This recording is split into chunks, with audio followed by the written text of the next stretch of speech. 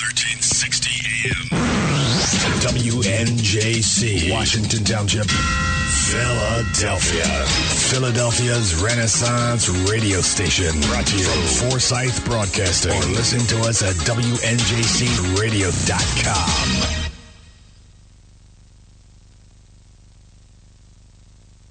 Shop in Glasper, New Jersey. I've had the opportunity to travel in many foreign countries, and I've seen what happens to people when they lose their freedom. I wrote this poem.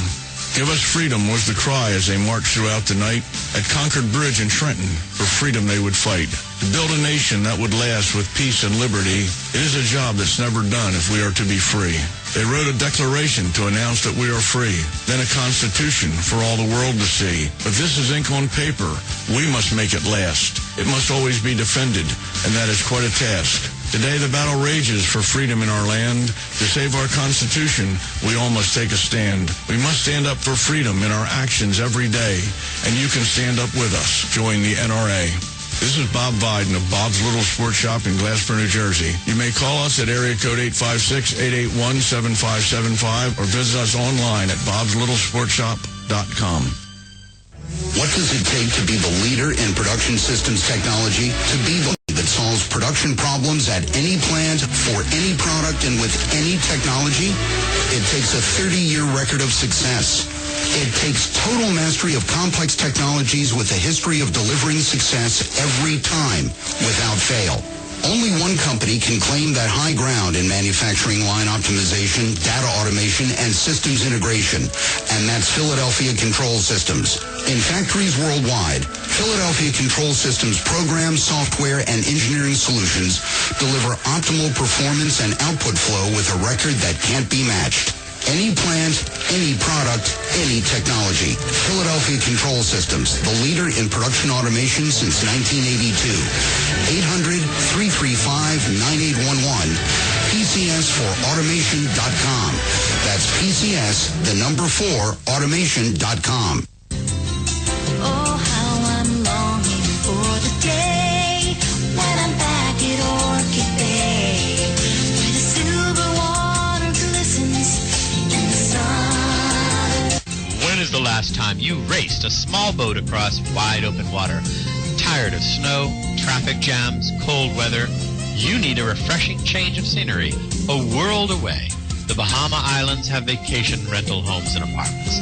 Enjoy spectacular nature in the Abacos Islands. Enjoy refreshing Caribbean beauty, fishing, snorkeling, scuba, the beach. www.enjoyabaco.com. That's A-B-A-C-O. Enjoyabaco.com. As I sail across the sea of Abaco, the smiling comes I know. Only one more mile to go. Enjoyabaco.com. Now hear this.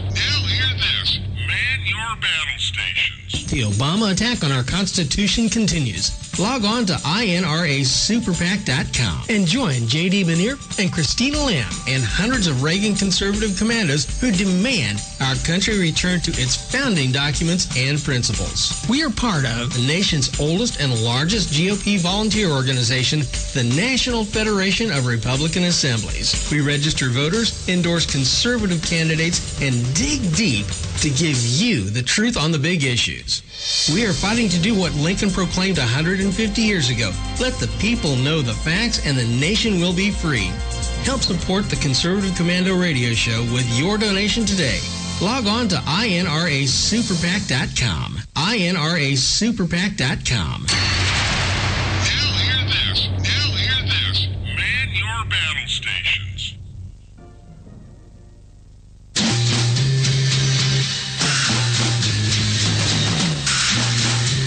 From the East Coast to the West Coast and around the world on the Internet. We're coming to you live from the CCRS studios, WNJC 1360 and WIFI 1460. This is the Conservative Commandos Radio Show with your host, Rick Trader. The Conservative Commandos Radio Show, where the newsmakers go to be heard. Businessman there, drink my wine.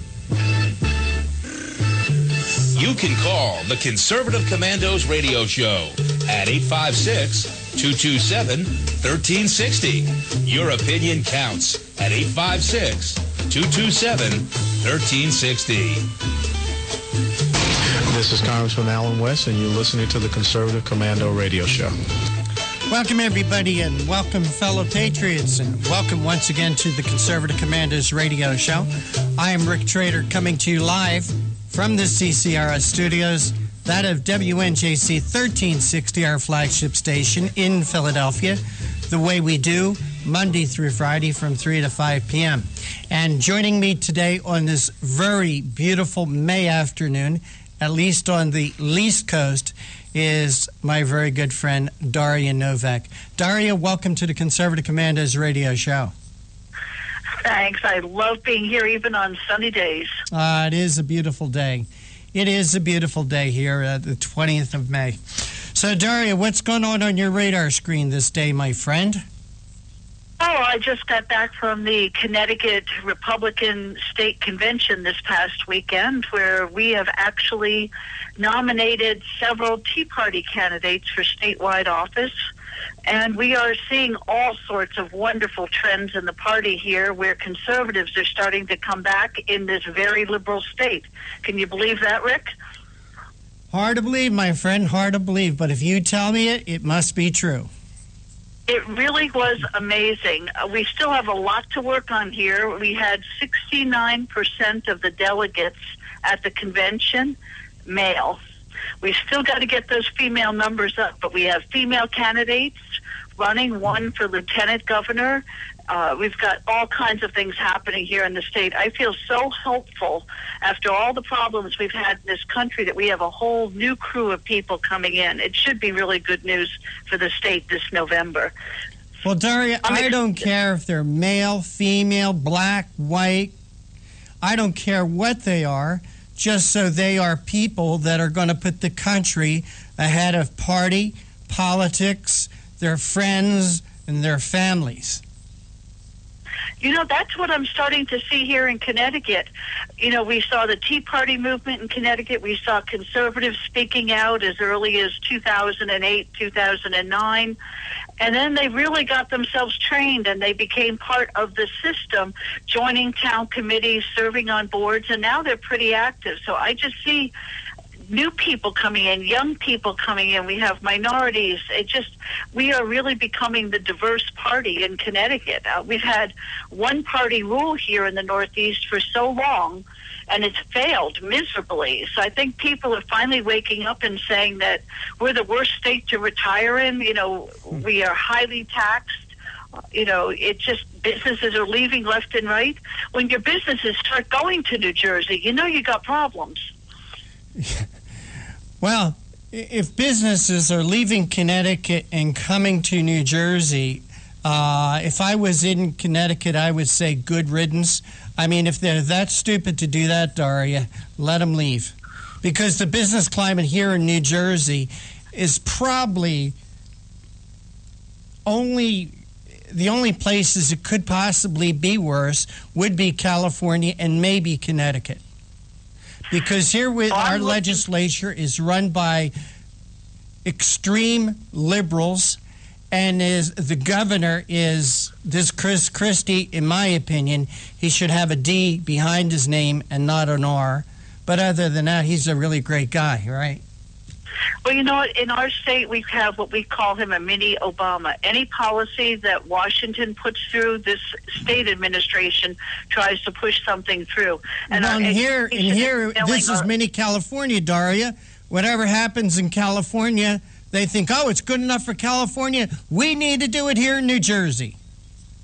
Well, we're changing things in Connecticut. We are no longer accepting it. We're standing up, and we're fighting back. And we are seeing many, many people joining us. Voter rolls are going up. People are coming to help. Social media is becoming more active. I think we're going to give them a big challenge here, and I think it's the start of one of the trends across the country where people have just said enough is enough. So we're not waiting until 2016. We're doing it in 2014 here. So loved going to the convention and seeing all these young people and enthusiastic new candidates that are ready to go to work. So we'll see free enterprise come back, and I think things will change. So I had a good weekend. Well, that's terrific, and that's one of the things I love about having you here on the Conservative Commandos radio show, your air of positivity, if that's a word, positivity. Is positivity a word, or did I just make that up? You know what? It is now. It and is you know now. what? It's not just being positive. It's looking at the facts of what's happening. We, the people, are changing politics. Now we have to hold our candidates accountable, and then we hold them accountable once they're in office.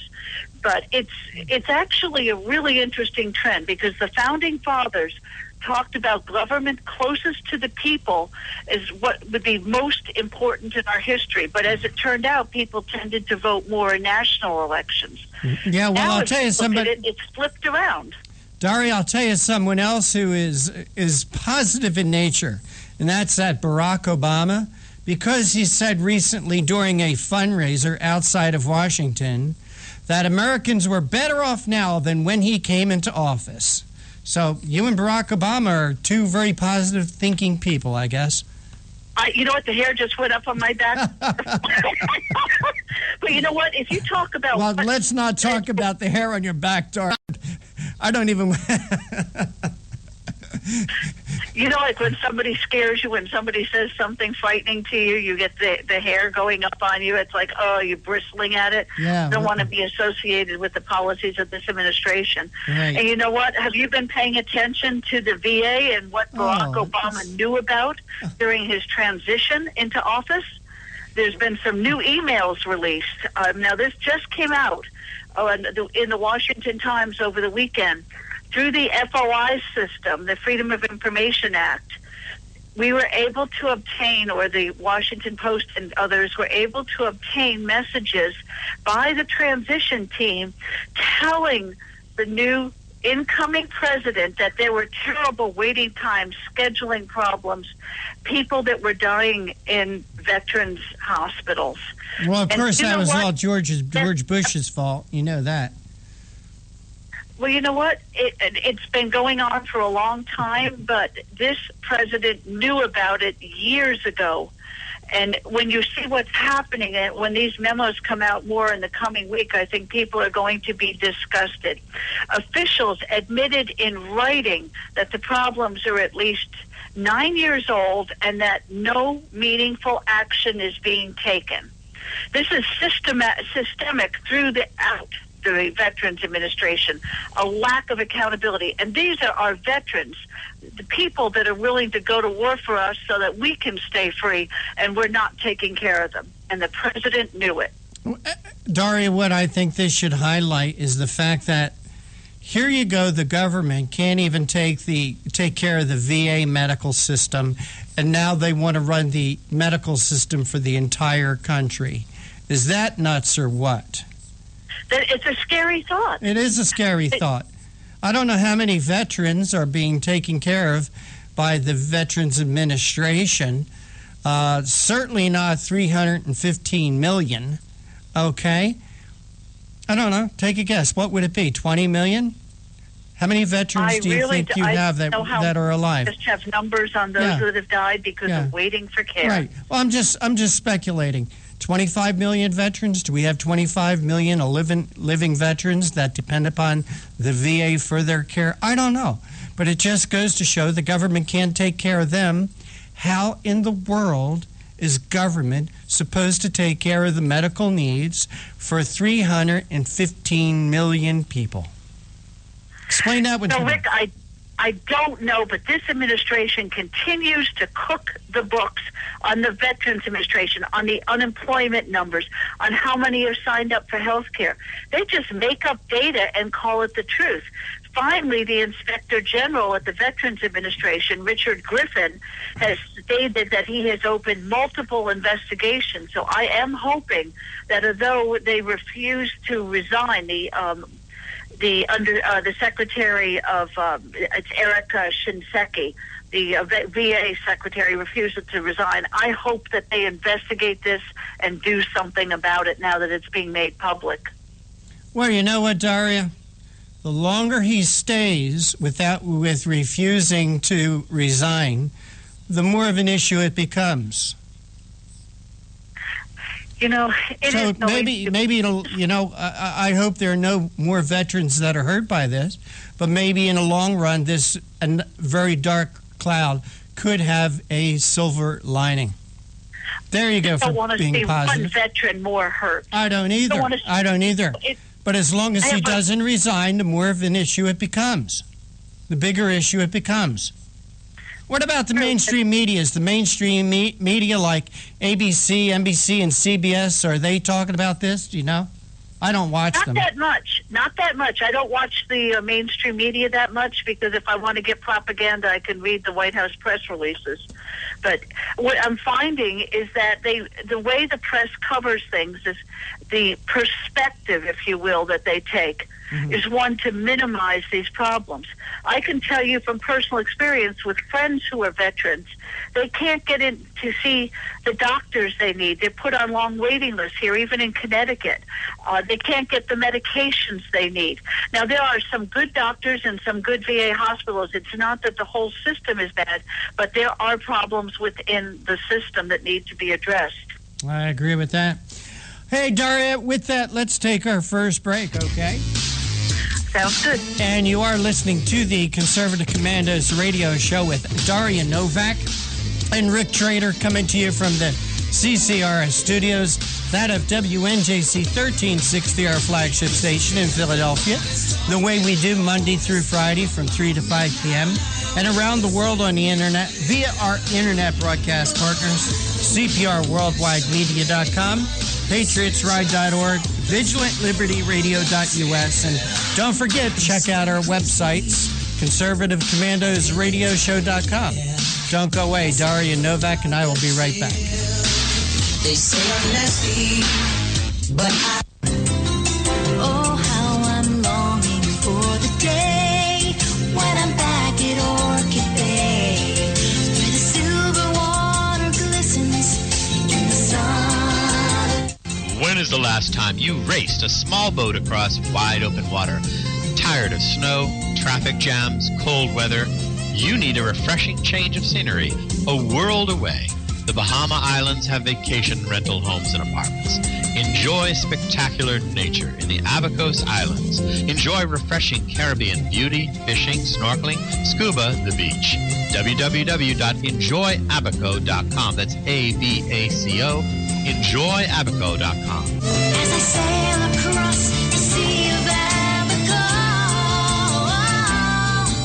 smiling 'cause I know only one more mile to go. Enjoyabaco.com. What does it take to be the leader in production systems technology? To be the one company that solves production problems at any plant, for any product, and with any technology? It takes a 30-year record of success. It takes total mastery of complex technologies with a history of delivering success every time, without fail. Only one company can claim that high ground in manufacturing line optimization, data automation, and systems integration, and that's Philadelphia Control Systems. In factories worldwide, Philadelphia Control Systems programs, software, and engineering solutions deliver optimal performance and output flow with a record that can't be matched. Any plant, any product, any technology. Philadelphia Control Systems, the leader in production automation since 1982. 800-335-9811, PCS4automation.com. That's PCS, the number 4, automation.com. Hi, this is Bob Vide, owner of Bob's Little Sports Shop in Glasper, New Jersey. I've had the opportunity to travel in many foreign countries, and I've seen what happens to people when they lose their freedom. I wrote this poem. Give us freedom was the cry as they marched throughout the night. At Concord Bridge in Trenton, for freedom they would fight. To build a nation that would last with peace and liberty, it is a job that's never done if we are to be free. They wrote a declaration to announce that we are free, then a constitution for all the world to see. But this is ink on paper. We must make it last. It must always be defended, and that is quite a task. Today, the battle rages for freedom in our land. To save our Constitution, we all must take a stand. We must stand up for freedom in our actions every day, and you can stand up with us. Join the NRA. This is Bob Biden of Bob's Little Sports Shop in Glasper, New Jersey. You may call us at area code 856-881-7575 or visit us online at bobslittle.sportshop.com. You can call the Conservative Commandos radio show at 856-227-1360. Your opinion counts at 856-227-1360. This is Congressman Alan West, and you're listening to the Conservative Commando Radio Show. And welcome back to the Conservative Commandos Radio Show with Daria Novak and Rick Trader. And if you'd like to hear a rebroadcast of today's show at 10:10 this evening Eastern Time, please log on to patriotsride.org. That's patriotsride.org. And at 5 p.m. when we end our live broadcast, if you would like to hear a repeat of yesterday's show with Kevin Wade and J.D. Manier, please log on to cprworldwidemedia.com. That's cprworldwidemedia.com. You can hear today's show again tomorrow afternoon at vigilantlibertyradio.us. But the good news is you can hear the Conservative Commandos radio show anytime, day or night, by calling 832-999-1199. Call using your cell phone at no extra cost. Use up those mobile minutes. So, Daria, before we go into any more chatter between you and I, why don't we let our listeners know who our guests are today? I am actually really excited. Our first guest coming on at 3:30 is Hans von Spakovsky, who's an authority on a wide range, including civil rights, civil justice, First Amendment, immigration, rule of law, and government reform. He's a senior legal fellow with the Heritage Foundation, and we're going to be talking to him about the voting rights cases and what really is going on with the Obama administration trumping up the numbers of voting rights cases that the Department of Justice has brought about. We are also going to be hearing from Jane Orient, who's Executive Director of the Association of American Physicians and Surgeons.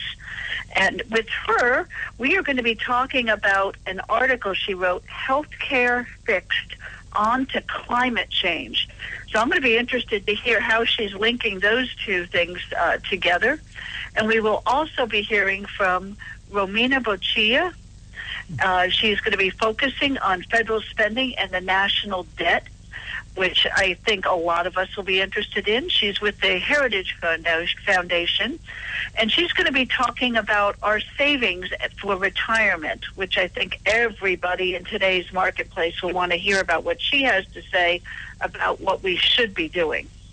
All right, so we do have a great show lined up for our listeners out there. So what else is in the news up there? Well, as a political science major and somebody from the State Department, I love international politics. Mm-hmm. But I've been following recently the Indian elections, which are just an incredible historic event in this huge nation state.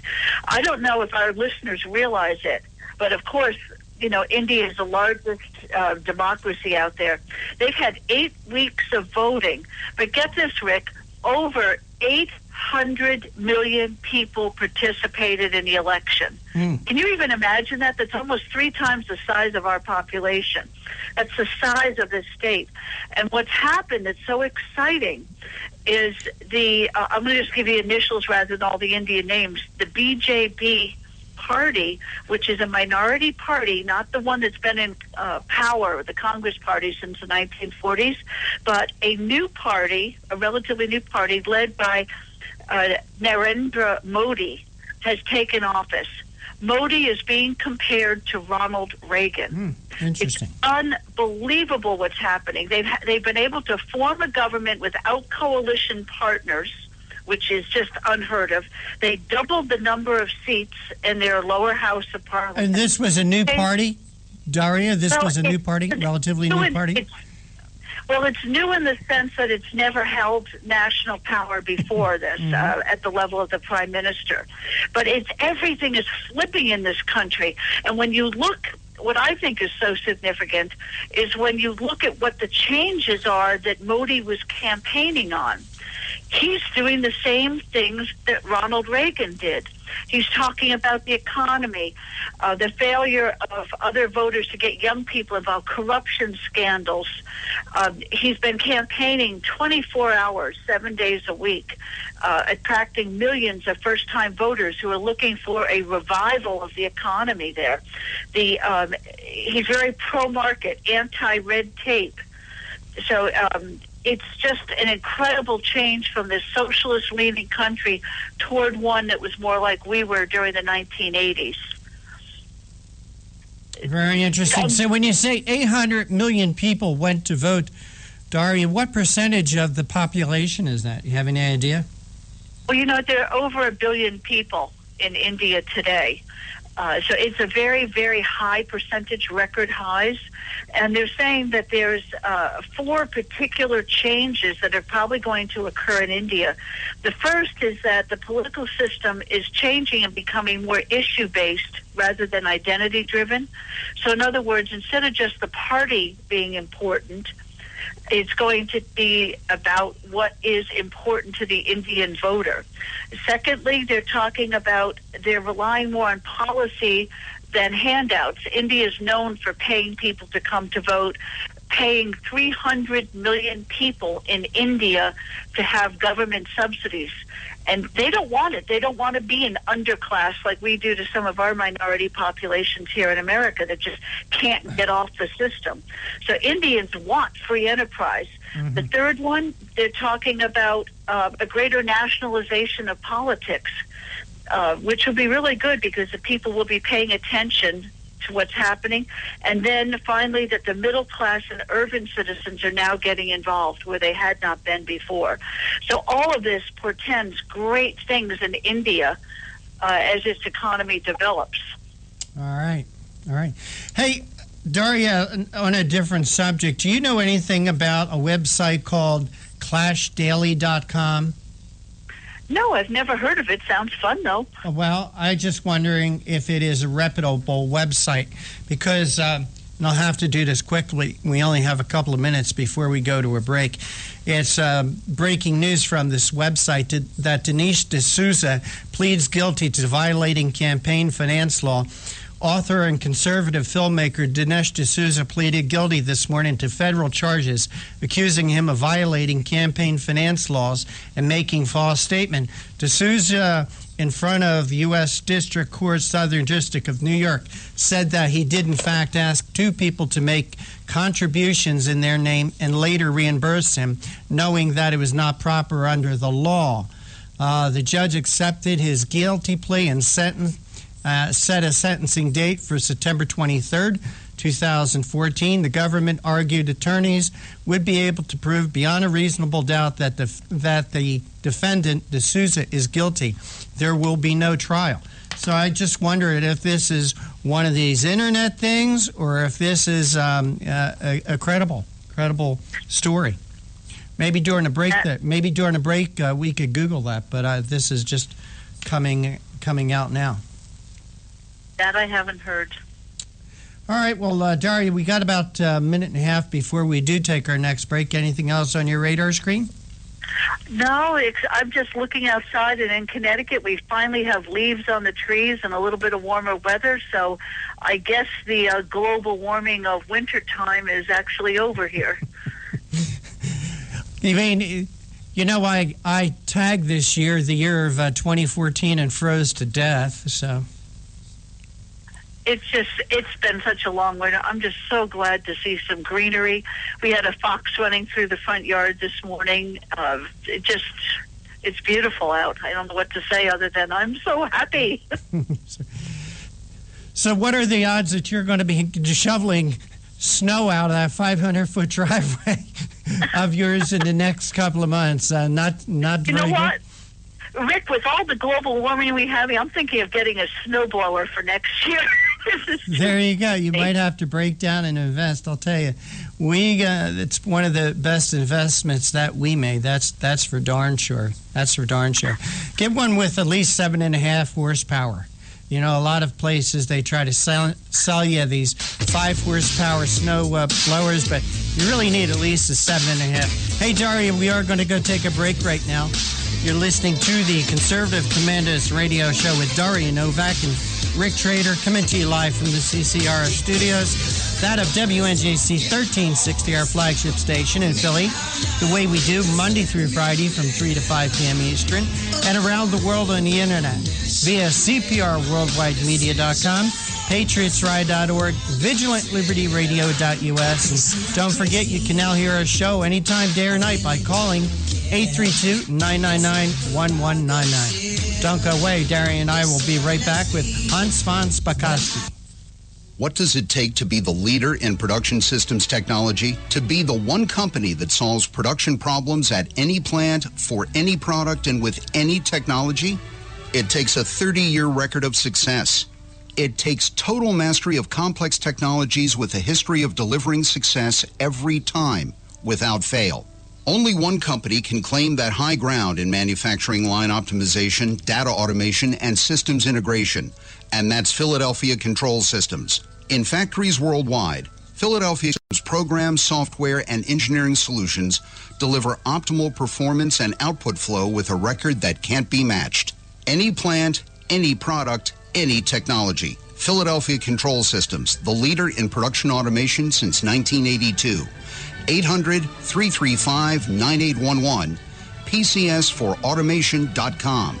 That's PCS, the number 4, automation.com. Oh, how I'm longing for the day when I'm back at Orchid Bay, where the silver water glistens in the sun. When is the last time you raced a small boat across wide open water? Tired of snow, traffic jams, cold weather? You need a refreshing change of scenery, a world away. The Bahama Islands have vacation rental homes and apartments. Enjoy spectacular nature in the Abacos Islands. Enjoy refreshing Caribbean beauty, fishing, snorkeling, scuba, the beach. www.enjoyabaco.com. That's ABACO. Enjoyabaco.com. As I sail across the sea of Abaco, smiling 'cause I know only one more mile to go. Enjoyabaco.com. Hi, this is Bob Viden, owner of Bob's Little Sports Shop in Glassboro, New Jersey. I've had the opportunity to travel in many foreign countries, and I've seen what happens to people when they lose their freedom. I wrote this poem. Give us freedom was the cry as they marched throughout the night. At Concord Bridge in Trenton, for freedom they would fight. To build a nation that would last with peace and liberty, it is a job that's never done if we are to be free.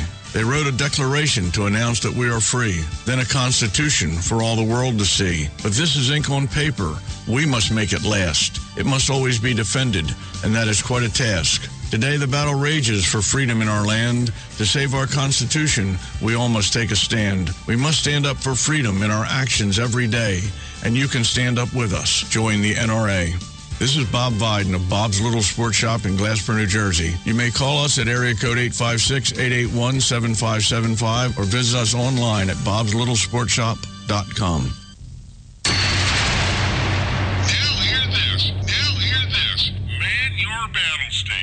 The Obama attack on our Constitution continues. Log on to INRASuperPAC.com and join J.D. Benier and Christina Lamb and hundreds of Reagan conservative commandos who demand our country return to its founding documents and principles. We are part of the nation's oldest and largest GOP volunteer organization, the National Federation of Republican Assemblies. We register voters, endorse conservative candidates, and dig deep to give you the truth on the big issues. We are fighting to do what Lincoln proclaimed 150 years ago. Let the people know the facts and the nation will be free. Help support the Conservative Commando Radio Show with your donation today. Log on to INRASuperPAC.com. INRASuperPAC.com. Now hear this. Man your battle stations. You can call the Conservative Commandos Radio Show at 856-227-1360. Your opinion counts at 856-227-1360. This is Congressman Alan West, and you're listening to the Conservative Commando Radio Show. And welcome back to the Conservative Commandos Radio Show with Daria Novak and yours truly, Rick Trader, coming to you from the CCRS studios, that of WNJC 1360 in Philadelphia, and of course around the world on the internet. And Daria, we do have our next guest with us, and the honor of the introduction is yours, so please take it away. And it is an honor, and I'm really excited about this guest. Today we have with us Hans von Spakovsky, who's an authority on a wide range of issues, including civil rights, civil justice, the First Amendment, immigration, the rule of law, and government reform. He is a senior legal fellow in the Heritage Foundation's Edwin Meese III Center for Legal and Judicial Studies. His analysis and commentary have appeared in the Wall Street Journal, the Washington Times, Political, Human Events, National Review in Line, and Town Hall. Along with John Fund, he's co-author of Who's Counting? How Fraudsters and Bureaucrats Put Your Vote at Risk. And I'm happy to let our listeners know he's got another book coming out this June called Obama's Enforcer, Eric Holder's Justice Department. Hans, welcome back to the Conservative Commandos Radio Show. Well, thanks. That sure was a mouthful, that long introduction, just for a lawyer. I tell you, all these things that you've done is quite impressive. Today, though, we're here to talk about one specific thing, and I'm really excited about reading the title of this article to our listeners and then having you discuss it. The con job on voting rights cases. The Obama administration trumps up the numbers on voting rights cases the Department of Justice has brought. So can you tell our listeners what is going on with this administration and voting rights? Well, they came in criticizing the Bush administration and its enforcement of voting laws like the Voting Rights Act. And in a speech in New York in April, you may recall, President Obama went up and talked to Al Sharpton's National Action Network conference. He claimed that they had taken on more than 100 voting rights cases since 2009. Well, I saw that along with Christian Adams, and we both knew that is not true. And we called them out on it. PolitiFact got into the deal. They rated what the president said as a half-truth, but we said to PolitiFact, well, get the list, the names of the cases where they claim they have filed all these lawsuits. So PolitiFact did that, and we got a hold of it, and then we went all through it. And this is the most bogus list you can possibly imagine. There's all kinds of problems with it, and I can tell you for sure it is a wild exaggeration. Well, I know in your article you talked about the fact that even reporters might not fully understand how to read this list and what's in it. What kind of numbers do you think are more realistic than 100 cases? By our count, they've done 39 cases since 2009. So they're exaggerating it by, 250%. But to give you an example of how they're trying to con the public on this, more than a quarter of the cases that they list aren't cases where the Justice Department went out and filed a lawsuit on behalf of some aggrieved voters. These were cases where the Justice Department was a defendant. And these were what we call bailout cases. These were cases where jurisdictions around the country who were under the special restrictive rules of this one particular provision of the Voting Rights Act, Section 5, which the Supreme Court tossed out last year as being unconstitutional. These were jurisdictions that went to court, sued Eric Holder, and said, hey, we need to be let out from under these special restrictions of the Voting Rights Act. And in every single one of those cases, the Justice Department didn't fight the lawsuit. They said, okay, we'll consent to that. So, it's pretty tough for the president to be claiming that they were pursuing and protecting the voting rights, particularly of minority voters, when a quarter of the cases they're claiming were cases where they gave up without a fight. Yet you have President Obama and even his wife, Michelle Obama, coming out and talking about the unfairness and racist policies in this country, and yet you have our president who talks about himself as the first black president not following through. Have you read any place where any black leaders have spoken out about these numbers? No, and let me tell you what's particularly ironic about that. I actually worked in the Justice Department during the Bush administration, and I can tell you we were severely and frankly unfairly criticized by all of the major civil rights groups, by Democratic senators, because we supposedly weren't filing enough cases to enforce the Voting Rights Act and protect minority voters, and yet the Bush administration had a much better record than this administration. They filed many more cases than this administration, and yet I can tell you there's been not one word publicly of criticism by any civil rights group over what the administration has been doing, or frankly, the lack of what they've been doing. Well, I think we are ready to take a break. Is that correct, Rick? No, that is not correct. Actually, we have a couple more minutes to go, Daria. Good, because I do have another question or two that I wanted to ask. That's good news for me. I know your computer's running a little bit slow today, but we'll take the break in about 4 minutes. Yeah, I have this beautiful computer. I think that when they find out I'm going on conservative commando, somebody from the Justice Department probably comes in and slows it down on me. I'm kidding around, but the AP may have thought that, but in fact, that they secretly went in and were wiretapping AP reporters. Well, you know what? It's only a conspiracy, if it's not true, and I think things do happen today, but I won't go there on this show. So what we're looking at basically is the Obama administration claiming to have worked 100 cases. Why, if they really are concerned, are they not working more? Is it because there are no cases? Has the system improved, or is there some other reason, do you think?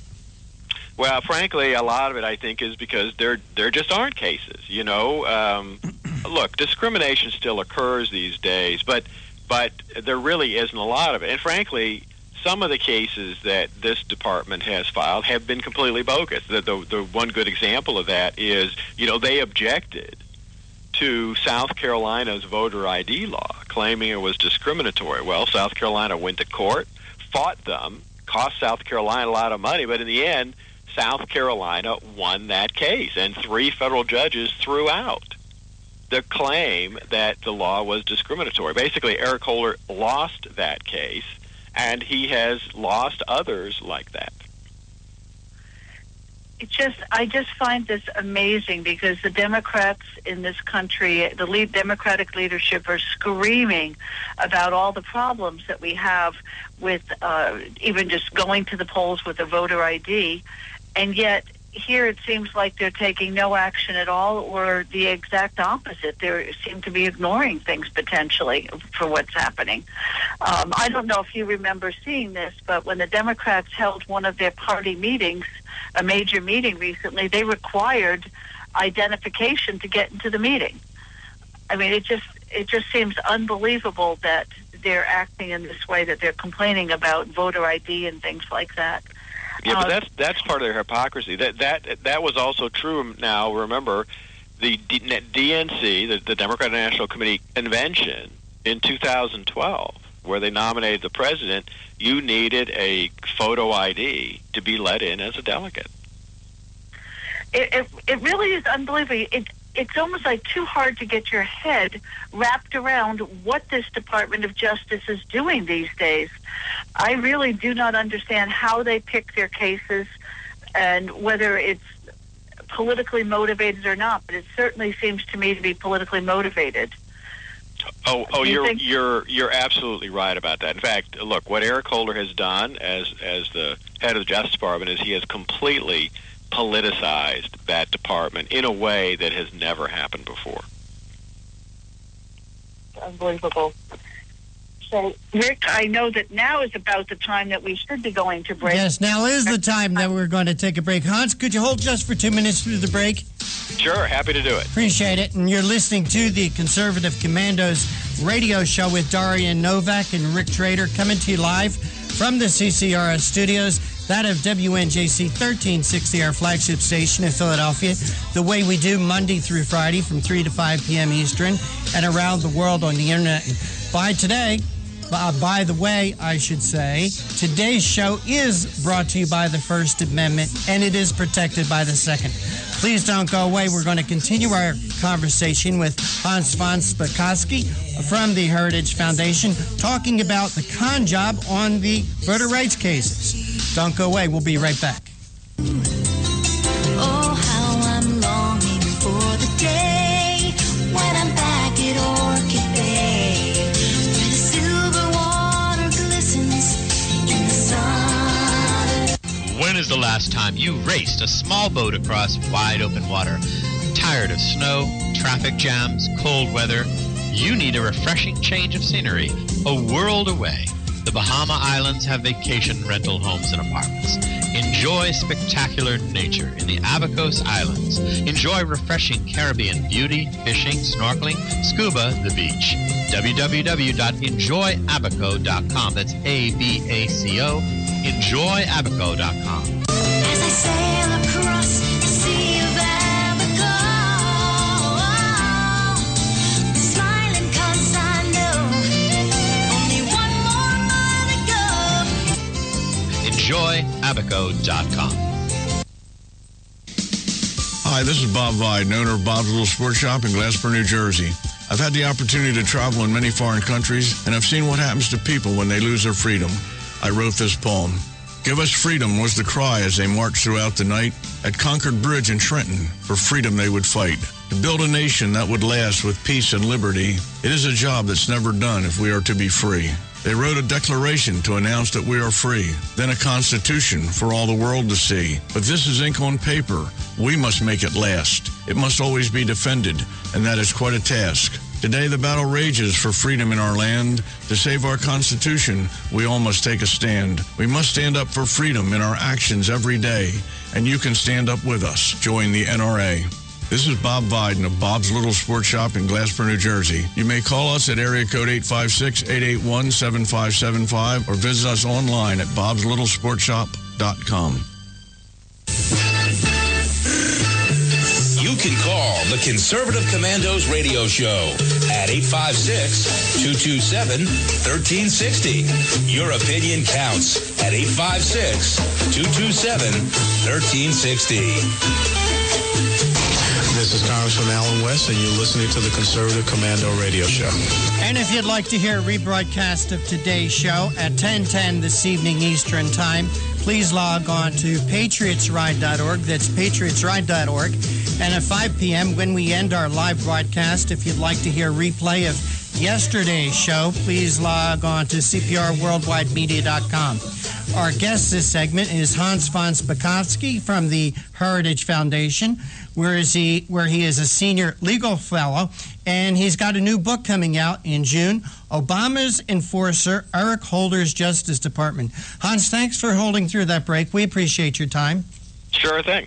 Well, Hans, you and Daria were talking about how Barack Obama said that the Justice Department has prosecuted 102 cases on voter rights. You say 39. Maybe the way they count things on Barack Obama's plan, it's just different than the way we count them. I don't know. But I'll tell you what he didn't count. They didn't count the case in Philadelphia where the new Black Panthers intimidated voters outside the voting polls. That case was not prosecuted by the Justice Department. Gee, that would have made it 103, Hans. Yeah, no, you're absolutely right. And as we all very well know, the political folks at the Justice Department had that case dismissed, even though they had essentially won the case. In fact, that actually made the annals of, Justice Department history. It's the first time I know of ever where the defendants in the case defaulted, didn't even bother to file an answer, which automatically entitles you to win in a court, and yet they still dismissed the case rather than take their win. And they also didn't look into the fact that in the 2012 election, Hans, in Philadelphia, in 59 voting districts encompassing over 19,000 votes, there was not a single vote for Mitt Romney. They didn't look into that either, Hans. Well, yeah, but that's because, if you look at what Eric Holder has said on many occasions, including, by the way, on Sunday at a commencement address, why there's just no such thing as voter fraud in the United States. Well, Hans, you call this Justice Department very political. I'll say it. I will say it's a dereliction of duty. He ignores, Eric Holder, and you know better than anybody else, having just completed your book, Obama's Enforcer, Eric Holder's Justice Department. He, like his boss, Barack Obama, if he doesn't like a law, well, he just ignores it. He thinks it's an unfair law. No, that's exactly right, and that is not the way prior attorney generals have acted. Some folks may say, "Oh, you're just saying that because he's a Democratic attorney general." No, actually, attorney generals of both parties in the past, Democrats and Republicans, have usually done very good jobs in enforcing the law and being very professional, even when they personally, didn't like or didn't agree with a particular law.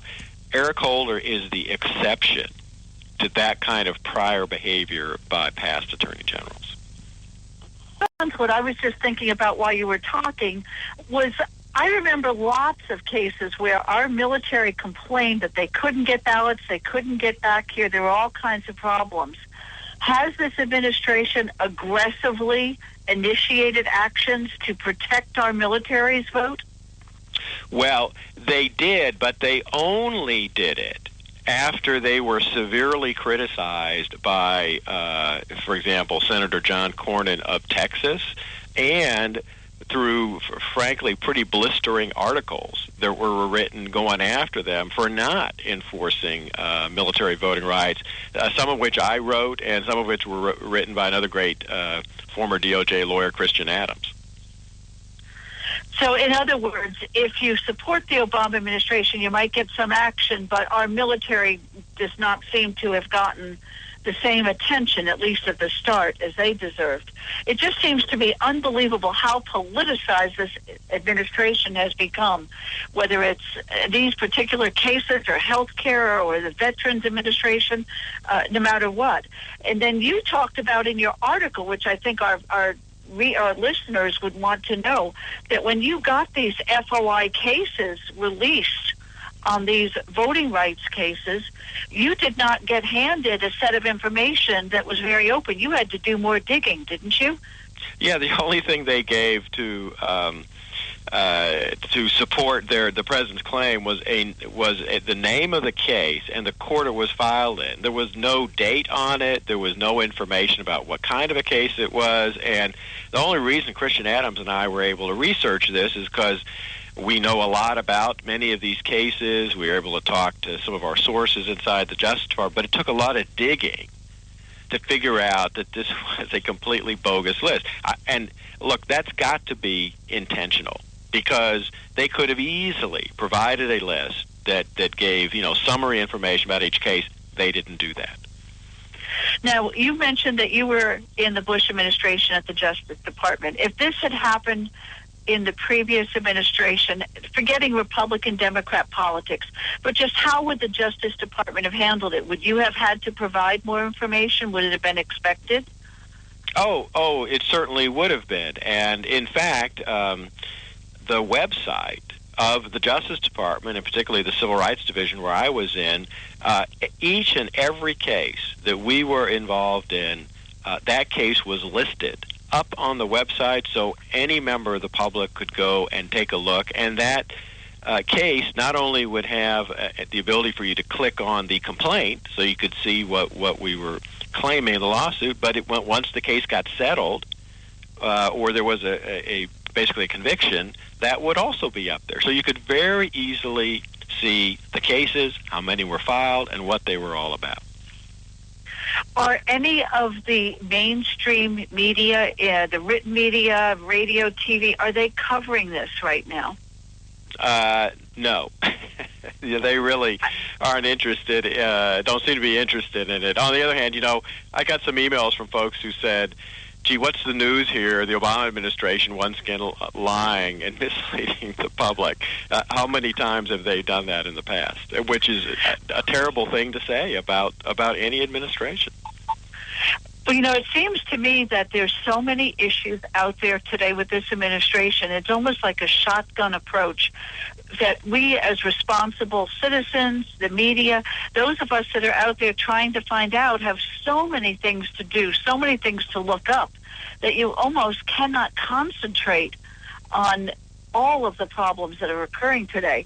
I'm not even sure that this is not a deliberate lack of transparency. It seems to me that that itself is almost actionable. Can anything be done on that front? Well, in fact, we know for sure that they are deliberately trying to not be transparent. I mean, look, we saw the clear evidence of that just a week ago when Judicial Watch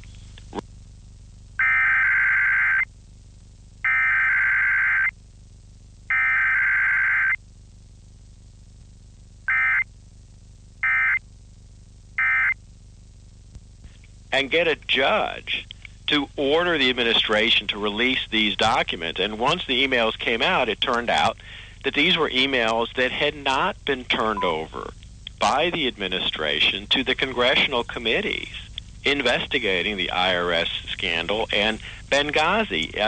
And yet, remember, the president said this would be the most transparent administration in history, plus they have a legal obligation to respond to congressional oversight, congressional inquiries, and they clearly haven't been doing that. Hans, in a couple of minutes that we have left, I'd really like to talk with you about your new book, Obama's Enforcer, Eric Holder's Justice Department.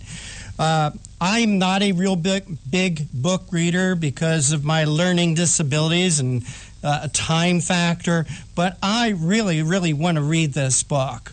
Can you give us some little tidbits about what we might learn by reading your book about Eric Holder?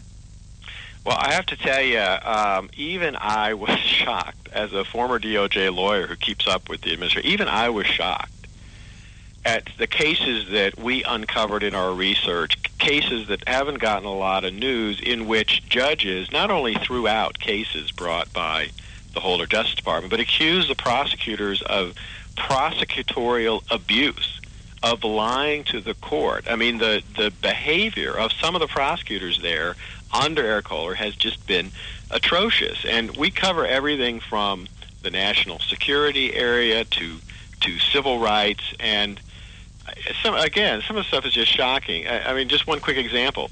The Holder Justice Department has investigated more leaks of classified information than any prior administration combined, and yet they've always only gone after low-level leakers.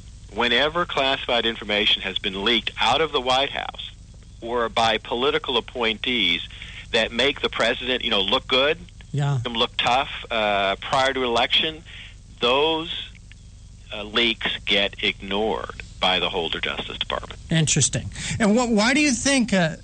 Why do you think that is, Hans? Do you think that it's kind of like they're picking the low-hanging fruit?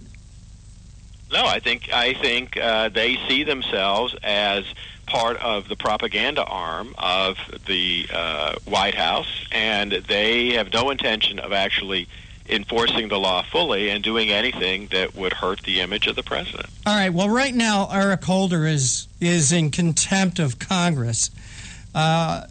Do you believe that he's ever going to be impeached? Do you think that this Congress has the guts to impeach this man? After all, he has not upheld his oath of office. Well, the problem with the impeachment process is that it's gone from what it originally, I think, was supposed to be, which was kind of a legal process, to being a very political process. And there's such a reluctance to even think about or talk about anything like that with regard to executive branch officials that I don't think that's going to happen. You know, the only folks that have been impeached in recent years by Congress have been federal judges who have been found to have committed ethical and professional violations. So, no, I don't think that's going to happen. But, you know, we are still waiting to hear from a federal judge in Washington on the contempt citation, because the House of Representatives, you know, hired lawyers and went to court to try to enforce that contempt citation after the Justice Department refused to do it. Hey, Hans, we're out of time. I want to thank you for joining us today on the Conservative Commandos radio show. Hans von Spakovsky from the Heritage Foundation. Where can people go to read your articles and also the book? They can go to heritage.org, and the book is available at Amazon and Barnes & Noble. Thank you so much for joining us. Always enjoy the opportunity to speak with you. Always happy to be on. Take care. God bless. All right, we are going to take a break right now. You are listening to the Conservative Commandos radio show with Daria Novak and Rick Trader, coming to you live from the CCRS studios, that of WNJC 1360, our flagship station in Philadelphia, the way we do Monday through Friday from 3 to 5 p.m. Eastern, and of course around the world on the internet via our internet broadcast partners, CPRWorldwideMedia.com, PatriotShrine.org, VigilantLibertyRadio.us, and don't forget you can hear our show anytime, day or night, by calling, and I'll complete after the break. To be the leader in production systems technology, to be the one company that solves production problems at any plant, for any product, and with any technology, it takes a 30-year record of success. It takes total mastery of complex technologies with a history of delivering success every time, without fail. Only one company can claim that high ground in manufacturing line optimization, data automation, and systems integration, and that's Philadelphia Control Systems. In factories worldwide, Philadelphia Control Systems programs, software, and engineering solutions deliver optimal performance and output flow with a record that can't be matched. Any plant, any product, any technology. Philadelphia Systems, the leader in production automation since 1982. 800-335-9811, PCS4automation.com. That's PCS, the number 4, automation.com. Oh, how I'm longing for the day when I'm back at Orchid Bay, where the silver water glistens in the sun. When is the last time you raced a small boat across wide open water? Tired of snow, traffic jams, cold weather? You need a refreshing change of scenery, a world away. The Bahama Islands have vacation rental homes and apartments. Enjoy spectacular nature in the Abacos Islands. Enjoy refreshing Caribbean beauty, fishing, snorkeling, scuba, the beach. www.enjoyabaco.com. That's ABACO. Enjoyabaco.com. As I sail across the sea of Abaco, smiling 'cause I know only one more mile to go. Enjoyabaco.com. Hi, this is Bob Vide, owner of Bob's Little Sports Shop in Glassboro, New Jersey. I've had the opportunity to travel in many foreign countries, and I've seen what happens to people when they lose their freedom. I wrote this poem. Give us freedom was the cry as they marched throughout the night. At Concord Bridge in Trenton, for freedom they would fight. To build a nation that would last with peace and liberty, it is a job that's never done if we are to be free. They wrote a declaration to announce that we are free, then a constitution for all the world to see. But this is ink on paper. We must make it last. It must always be defended, and that is quite a task. Today the battle rages for freedom in our land. To save our Constitution, we all must take a stand. We must stand up for freedom in our actions every day, and you can stand up with us. Join the NRA. This is Bob Viden of Bob's Little Sports Shop in Glassboro, New Jersey. You may call us at area code 856-881-7575 or visit us online at bobslittlesportshop.com.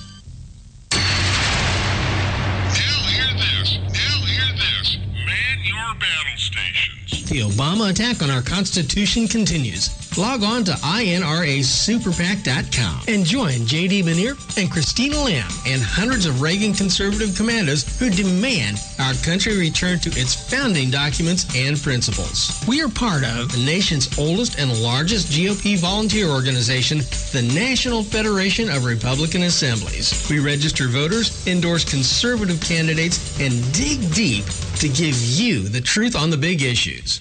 We are fighting to do what Lincoln proclaimed 150 years ago. Let the people know the facts and the nation will be free. Help support the Conservative Commando Radio Show with your donation today. Log on to INRASuperPAC.com. INRASuperPAC.com. Now hear this. Man your battle stations. You can call the Conservative Commandos Radio Show at 856-227-1360. Your opinion counts at 856-227-1360. This is Congressman Alan West, and you're listening to the Conservative Commando Radio Show. And welcome back to the Conservative Commandos Radio Show. And as I was saying when I was so rudely interrupted by the break, you can listen to the Conservative Commandos Radio Show anytime, day or night, from your telephone by calling 832-999-1199. You could also hear a rebroadcast of today's show at 10:10 this evening Eastern Time at patriotsride.org. And Daria Novak, we do have our next guest with us, and the honor of that introduction is yours, so please take it away. Well, given that I'm a middle-aged person in my 50s, I am very excited about this next guest because it has to do with my future too. Today we have with us Romina Boccia, who's focused on federal spending and the national debt as the Grover M. Herman Fellow in Federal Budgetary Affairs in the Rowe Institute for Economic Policy Studies at the Heritage Foundation. Romina has been published and quoted in magazines and newspapers such as The Atlantic, The Washington Times, The Washington Examiner, the Orange County Register, and by online news venues such as theblaze.com and townhall.com. Romina, welcome back to the Conservative Commandos Radio Show. Thank you for having me on. You know, I just read your article, Saving for Retirement Without the Government, and that really caught my eye. I'm so concerned, as I'm sure many Americans are today, with how the government is spending what is really our money and trust for us for our retirement. What's happening? Is it with the government controlling our savings? Is it going to be there for us? So there are, of course, two major programs that are government provided, Social Security and Medicare, where people who have paid in to these programs all their lives and are now at the age where they can receive benefits. It's 65 for Medicare or 66 or 67 now for Social Security. They are receiving benefits now from current working Americans. So the program all the time was set up as a pay-as-you-go program so that anything you paid in during your working life was spent immediately on benefits at the time, and any surplus revenue was spent on other government programs. And the same is true today. Working Americans pay the benefits of retired Americans, but the programs are significantly underfunded. So in the future, Congress will not be able to honor all of those promises it has made, because when it made those promises, it did not plan to actually have them funded. So some reform is going to have to happen in Social Security and Medicare. What that will look like is another question. So with that in mind, the fact that Social Security and Medicare's trust funds are both heading towards exhaustion, some people say the programs are going bankrupt, and that there will be reforms, many more people are looking at how can we incentivize and encourage more private savings so that individuals control their own retirement savings and they're not as dependent on the government, especially knowing that the government won't be able to provide the same benefits as it does today. Well, you know, I think a lot of people are very concerned if we move to privatize the system, what it would look like. Will their money, will their future be secure? What are some of the options that we have out there that people are talking about today? So one of the options that we feel very strongly about when it comes to Social Security in particular is that there should be a flat minimum benefit level so that no senior will fall into poverty in retirement. So that's, I think, where public policy can be most effective to protect against poverty in retirement. But the program is consuming ever-increasing resources. If Congress doesn't change benefits, taxes would have to go up significantly to make up for the Social Security shortfall. With that in mind, Congress has been squandering, of course, the money in the Social Security Trust Fund, and seniors are getting a very poor rate of return on the payroll taxes they paid into the program compared to what they could have gotten if they had been allowed to invest it in the markets. Now, of course, you want to make sure there's a safety net, there's a level that's guaranteed, and that's where the flat benefit level comes in. But beyond that, moving towards a system where individuals have more control over their own investments that are available to them in a very simple manner. For example, the Thrift Savings Plan has 5 different funds in it, so it's very easy to choose. The options are limited, and they're fairly low cost. They're all index funds, except one is a Treasury-only fund, which makes this a very attractive model for other retirement accounts for more Americans, so they too can save for their own retirement. Now, one of the things I would wonder, Romina, is this becoming a party-based solution with the different things to do with Social Security? Is one party supporting one side and the other major party supporting a different plan, or is this across the board that people recognize in Congress that we need reform and we need it now? So over the past few years, there was fairly bipartisan agreement, and some of the president's debt commissions also were bipartisan in this, arguing that, we know that we have faced demographic challenges with the age 80. The calculation has shifted. It's becoming more difficult to provide the kind of generous benefits that current and past seniors experience from these programs, and they've also become more expensive as people are living longer and therefore drawing benefits much longer. The programs have really expanded the role that they have in Americans' lives. Now, recently there's been a shift where some on the left who feel very strongly about not reducing benefits in any way, not even for upper-income retirees, they are now advocating for increasing Social Security benefits to sort of break that bipartisan consensus that reform is needed that would slow the growth in benefits, especially for some populations who are better able to bear a slower growth in their benefits, and to start focusing them on those Americans who are most vulnerable, who will need those benefits the most, while allowing for additional ways that better off Americans who can will save more of their own resources for their own retirement. Now, one of the things I've heard about in past years is raising the Social Security age just slightly to take care of that problem. Would that really do it? Would that be a solution? That would make a big difference. So most of these proposals would phase in slowly. For example, the Heritage Foundation has advocated to raise the age where it's now gradually moving to 67 over the next 10 years, to speed that up a bit and instead raise it to 68 over the next 10 years. And then beyond that, to index it to life expectancy, because Americans are continually living longer. Life expectancy is going up. And if the programs don't adjust to that reality, what happens is that people just spend more years in the programs, which is, of course, one of the big problems that is causing the trust fund to drain. Another side effect of having people work longer, those who are able to work longer, of course, there are programs in place like the disability program for those who need to retire early because of physical or mental ailments. But those who can work longer, when they do, it means greater labor force participation in the economy, which comes with more economic growth. And that also means higher revenues for the government and for those individuals, income that helps them have a higher living standard, and it also allows them to save more for their later years. Now, Rick, I think are we getting about ready to go to break? In about a minute, but we could take it now. Hey, John, for a sec. Jerry, let's start our break now, and you are listening to the... Hey, Romina, could you hold through the break just for 2 minutes, please? Sure. All right, thank you. Appreciate that.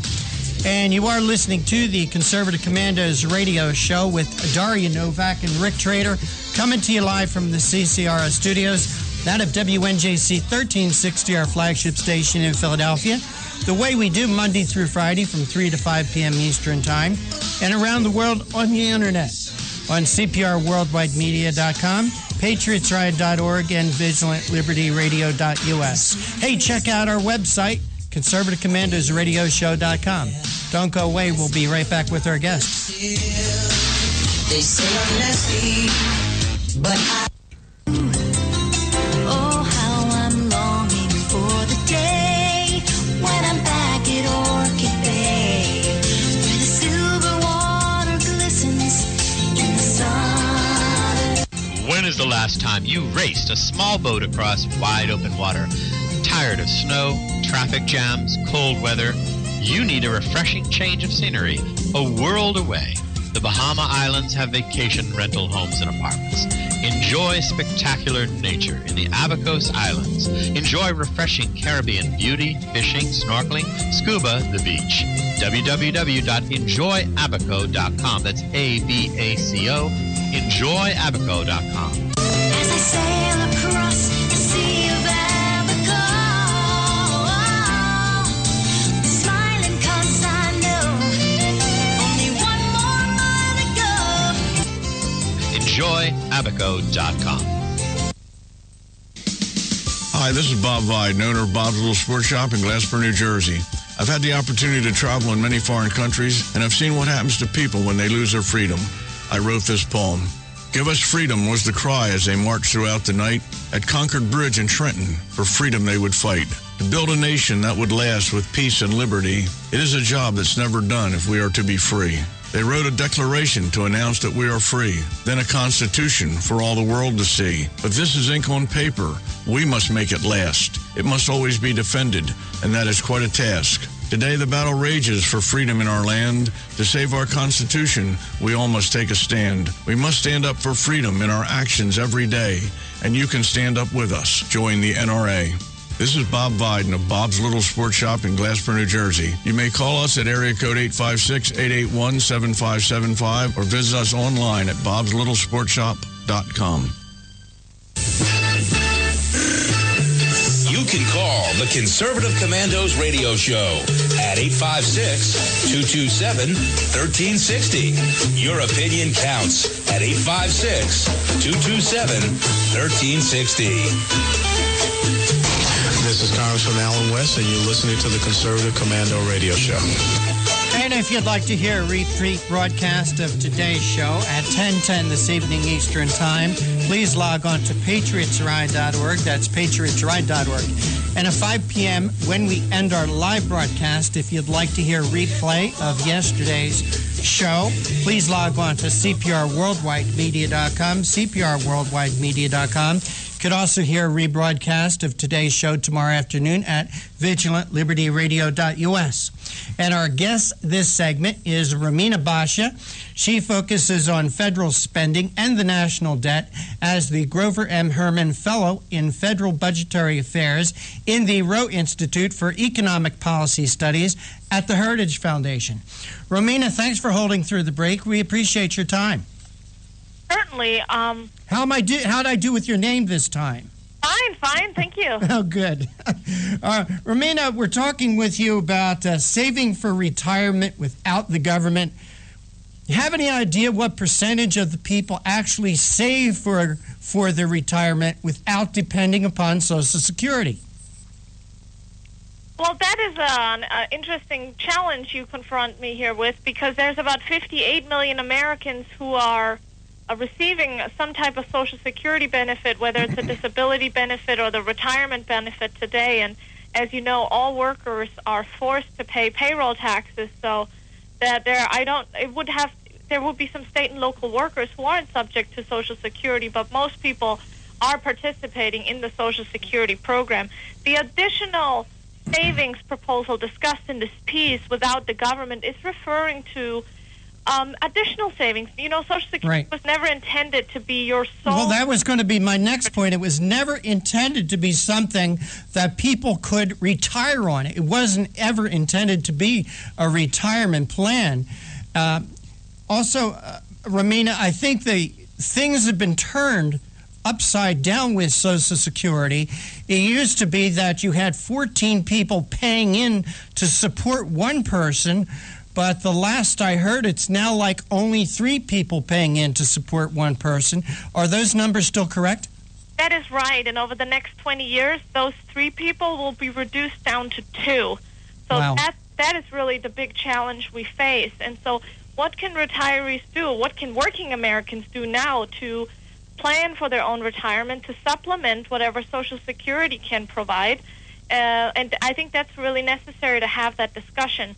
Now, Senator Rubio put forth a plan recently to try and help more Americans save for retirement. In particular, he's targeting the about 75 million Americans, or half of the workforce, who do not have access to a retirement account at their employer. Because we know from research that the best way to make sure people save for retirement continuously is by having them have payroll deductions taken directly from their paychecks that come out automatically. Because people who try and do it on their own, they will forget one month or another, or something else will come up. They might want to buy something now. If you take that money out automatically at the beginning of the month, you're more likely to continuously save, and you're more likely to amass more wealth in retirement. Well, Romina, what has happened with Social Security, it's become a political whip that anytime anyone proposes any adjustment to Social Security, such as amending the retirement age, such as cutting or changing benefits, or such as the privatization of Social Security, there's always people out there who are going to say, here you go again. They're pushing Granny off their cliff. They're trying to tell the senior citizens how mean and rotten and miserable these people are. But, this idea of the political safety net that Social Security has become, I think, again, that is false. Because, number one, as we mentioned, it was never intended to be a retirement plan. Number two, I don't think it was ever planned to be a catch-all safety net. No, it wasn't. It was specifically intended for workers and as an old age protection. Many people never lived to see even one day of being able to receive Social Security benefits because life expectancy was so low and mortality rates were so high. But what the debate is today, some of it is how do we reform the existing program, make sure the trust fund is solvent, and we're able to protect those most vulnerable workers who have spent all their lives working and contributing to the program. But the other aspect is how do we make sure that more Americans have access to retirement savings at their employer, which we know works well to help them save more for their own retirement, because there's one aspect in which you want to have resources in addition to whatever the government can provide as a safety net for a more comfortable retirement, and especially medical expenses tend to eat up greater resources than people expect. And so today, about 50% of retirees find themselves in poverty, and too few people realize that they might live to 85 or 90 or 95 or even 100 years. And so they might not plan on saving enough to make up for that. If you stop working at 65 and you live to be 95, that's 30 years where you need some form of income support, and Social Security will only be able to provide so much. Also, Daria and Romina, Social Security has become many things it wasn't intended to do. For instance, for survivor benefits, for disability benefits, and it's become something that politicians, in my opinion, use to do nothing more than to buy votes. Daria, back to you. I think that's true, but one thing that concerns me, though, is if we talk about this privatization or types of private plans that we could have, is that the American public, our culture in this country is a near future orientation. If you're traveling to East Asia, there's much more of a generational thinking about policy. How do we get the American public to be willing to switch over, to recognize the benefits of what you're talking about with these thrift savings plans and auto IRA? Because it's going to, I think, take an awful lot of political capital to get the public to accept it. Romina, do you think that can actually be done? So, first of all, I want to clarify that we're not talking about replacing the Social Security program with private retirement plans. What we are talking about instead is supplementing the income people can expect to receive from Social Security with additional private savings.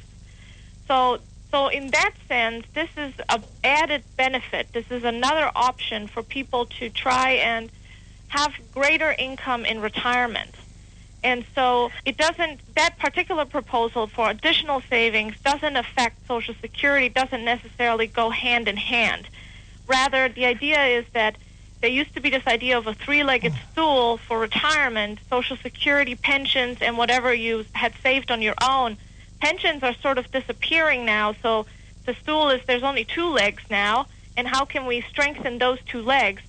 And with that in mind, I do think that there is an appetite for Americans to participate, more Americans to participate in the economic growth that occurs, where people get higher returns in, say, the stock market or even in Treasury securities than they can get in a savings account or a bank CD. We are living in a very low interest rate environment, which makes it very difficult for people who are not able to take on a lot of risk to have a good return on their investment. In fact, most people who save in a savings account at their bank or who have CDs are losing the value of their money to inflation. And so with that in mind, we're looking for better ways to allow more Americans to participate in the markets through investments that bring them greater rates of return, but that are where they're also protected so that they don't end up losing all of their money. Of course, every investment comes with risk, but there are ways of diversifying that risk, and especially over time, ameliorating some of these effects. And so I do think there's an appetite for this, and the auto IRA in particular would help those low and middle income Americans participate in this process who currently don't know enough about it or are worried or they just need a little assistance to start saving. Hey, Daria, can I jump in for a minute? Because as we're speaking with Romina Bacha from the Heritage Foundation, I also follow what's going on Facebook, and here's the thing. Obama's America, almost 11 million people are receiving disability benefits. 11 million people. In addition to the retirees, in addition to the survivor benefits, 11 million people are collecting Social Security disability benefits. I don't know. Just want to throw that in. Back to you, Daria. I just had one other question, Romina, and that is, you look at the rate of savings in past years anyway in Japan, and it was much higher than in America. Is our rate of savings decreasing today? Are there more people living paycheck to paycheck than in the past? That is certainly the case, and one of the reasons for that is the expansion of Social Security, as both the payroll taxes and also the benefits that people can expect to receive from Social Security have gone up over the past decades.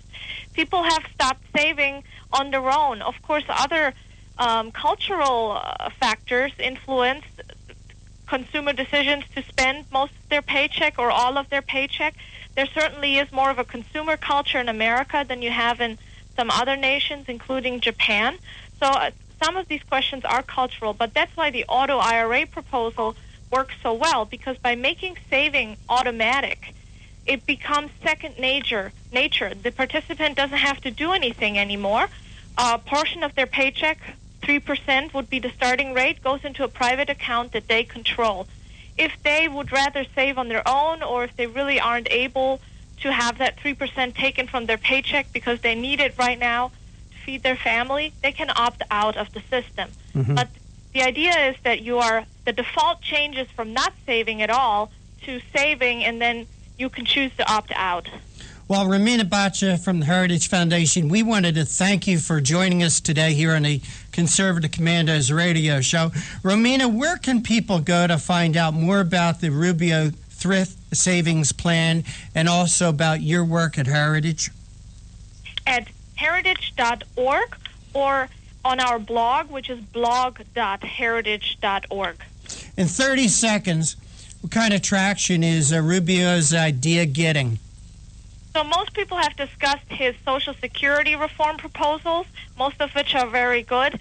The TSP expansion, very few people understand what it means, so we have a large job to do here to educate what are some alternative options so we don't give the government even more control over private retirement savings.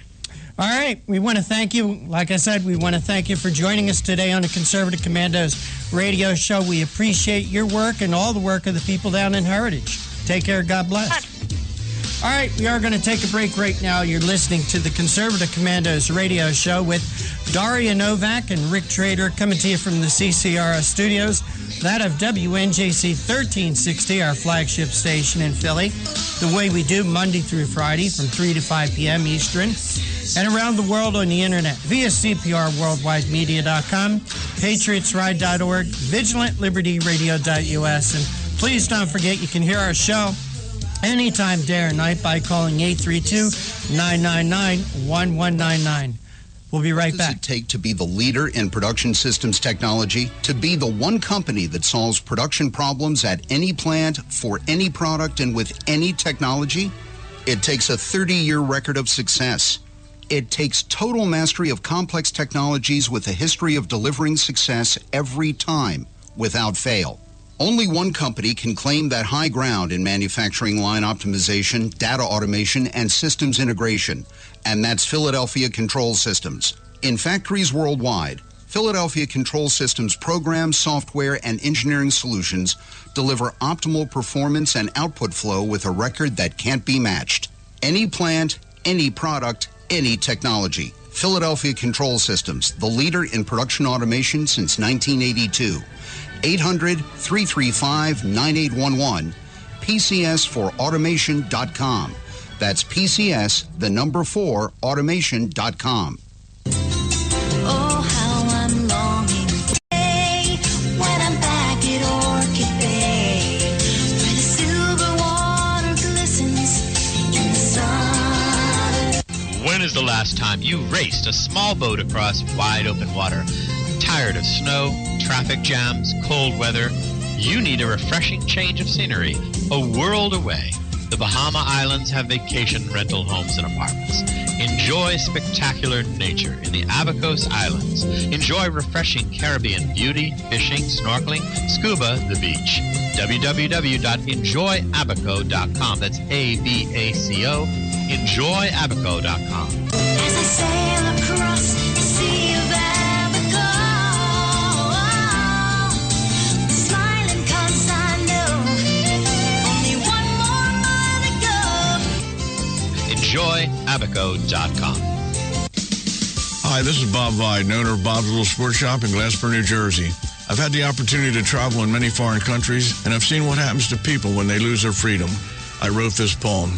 Give us freedom was the cry as they marched throughout the night. At Concord Bridge in Trenton, for freedom they would fight. To build a nation that would last with peace and liberty, it is a job that's never done if we are to be free. They wrote a declaration to announce that we are free, then a constitution for all the world to see. But this is ink on paper. We must make it last. It must always be defended, and that is quite a task. Today the battle rages for freedom in our land. To save our Constitution, we all must take a stand. We must stand up for freedom in our actions every day, and you can stand up with us. Join the NRA. This is Bob Viden of Bob's Little Sports Shop in Glasper, New Jersey. You may call us at area code 856-881-7575 or visit us online at bobslittlesportshop.com.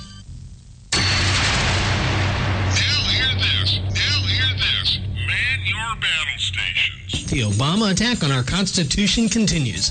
Log on to INRASuperPAC.com and join J.D. Manier and Christina Lamb and hundreds of Reagan conservative commandos who demand our country return to its founding documents and principles. We are part of the nation's oldest and largest GOP volunteer organization, the National Federation of Republican Assemblies. We register voters, endorse conservative candidates, and dig deep to give you the truth on the big issues. We are fighting to do what Lincoln proclaimed 150 years ago. Let the people know the facts and the nation will be free. Help support the Conservative Commando Radio Show with your donation today. Log on to INRASuperPAC.com. INRASuperPAC.com. Now hear this. Man your battle stations. You can call the Conservative Commandos Radio Show at 856-227-1360. Your opinion counts at 856-227-1360. This is Congressman Alan West, and you're listening to the Conservative Commando Radio Show. And welcome back to the Conservative Commandos Radio Show with Daria Novak and Rick Trader. And our next guest is Dr. Jane Orient. She's the Executive Director of the Association of American Physicians and Surgeons and has been in practice of general internal medicine since 1981 and is a clinical lecturer in medicine at the University of Arizona School of Medicine. She's the author of Sapra's Art and Science of Bedside Diagnosis. She's also authored Your Doctor Is Not In, Healthy Skepticism About National Health Care. Doctor, welcome to the Conservative Commandos Radio Show. My pleasure to be with you. Great to have you with us. And Doctor, you start out your article, Healthcare Fixed, on to climate change by saying, now that 8 million or more have signed up on the healthcare insurance exchanges for Obamacare, Obama has deployed his phone and his pen to solve another urgent problem, climate change. This will require another transformational change that no previous president has been able to bring about, as they were unable to get around a reluctant Congress. So, Doctor, what is Barack Obama up to next? He wants to kill our energy-producing industries, starting with the coal industry, which generates 40% of our nation's electricity. And that may be one promise that he is on track to keep. Mm-hmm. One of the very few, actually. So, Doctor, we've talked about his plan, and actually people should listen what politicians say and what they propose rather than to vote for a smiling face, a nice-looking guy, because, as you said, he made that promise. He made that promise back in 2008 when he was being interviewed by the San Francisco Chronicle, I believe he said, where he said that they can go ahead and build power plants, but we will bankrupt them with legislation. Tell our audience how he's trying to achieve that. Well, if he can't get the legislation, he's going to bankrupt them with the Environmental Protection Agency, which is putting out rules for emissions from the power plants concerning dust or carbon dioxide that is virtually impossible to meet. Mm-hmm. Doctor, also in your article, you talk about that this problem is related to our health also. Could you tell us a little bit about how the two are related?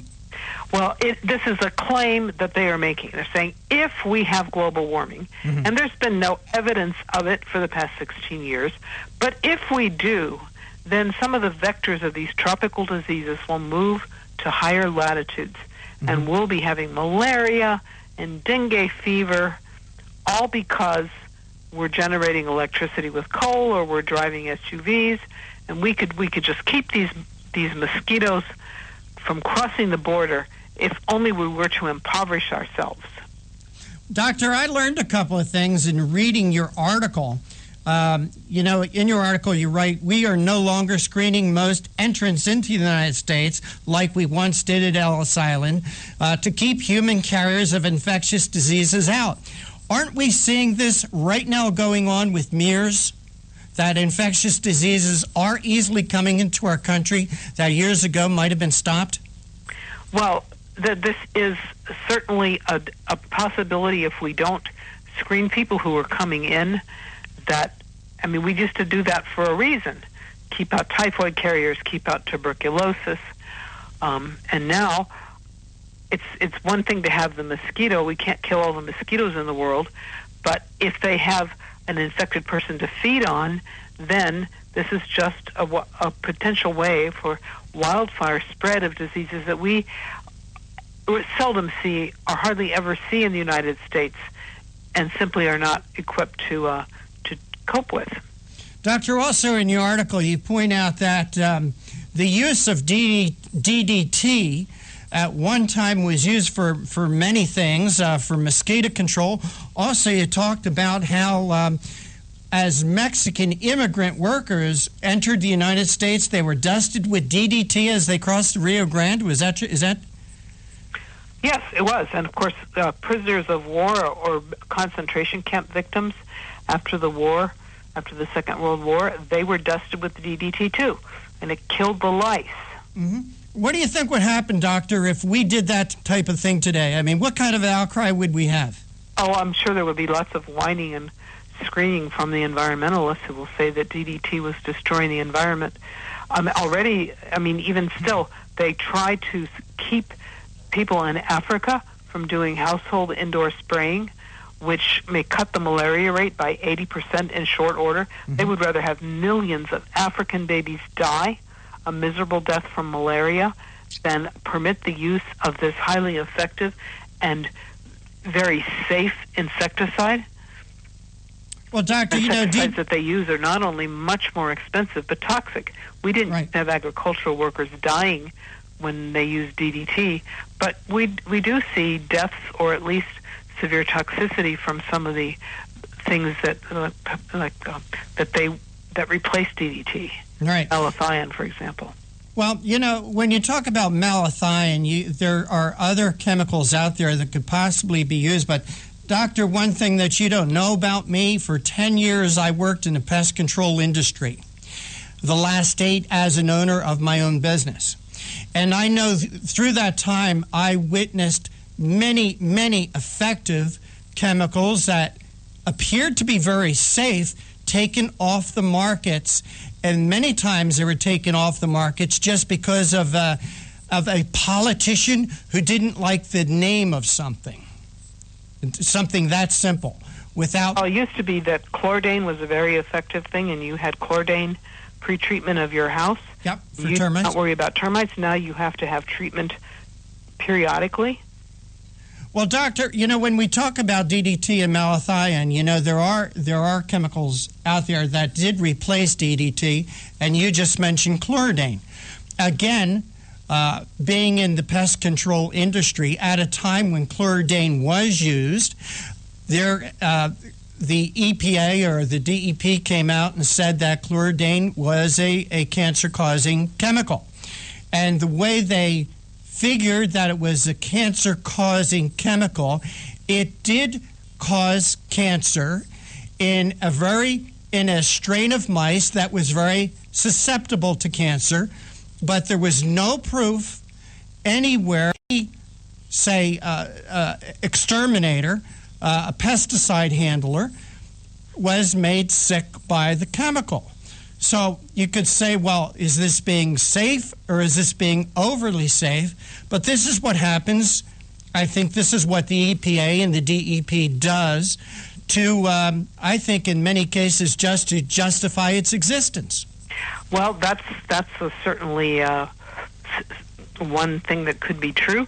If you test chemical compounds, if you test all chemical compounds, then probably at least half of them can be shown to be carcinogenic by some test or other if you use virtually lethal doses in some susceptible strain of animal or others. And 30% of people are going to die of cancer anyway. Mm-hmm. And so we speculate that maybe possibly someday this cancer-causing might be resulting from this compound rather than from life, and there's no way to prove it. And in the meantime, we're going to ban everything. Well, Doctor, when I was in the pest control business, when I started it in the state of New Jersey, it was totally unregulated. And then the DEP came and got involved and says, we're now going to regulate all of the pest control industry. I think there were some very good things that needed to be done at the time. But after the good things that were done, what they did is they almost kind of looked around and say, well, what can we do now to justify our existence? And they started coming up with what I would call nuisance regulations. Well, or they do to destroy their competition, or to promote the use of something that's new and far more expensive. It's kind of like if you clean your bathroom, the first time you scrub it is a very good, and maybe even the second time, but the 20th time you do it in one day, it makes people think you are sick, you have an obsessive compulsive neurosis, because for all that effort you get no additional benefit. Well, Doctor, when I proposed common sense solutions to regulating the pest control industry, for instance, in the state of Louisiana, to get a license to be a commercial pest control operator, you had to serve an apprenticeship, which I thought was a very good idea. But here in New Jersey, all you had to do was go down, buy the books, read the books, and take an open book test to become a pest control applicator here in the state. They did not want to hear common sense solutions like that, but what they did was to pass legislation that you had to have your company name on your truck or car that you used to service people's homes.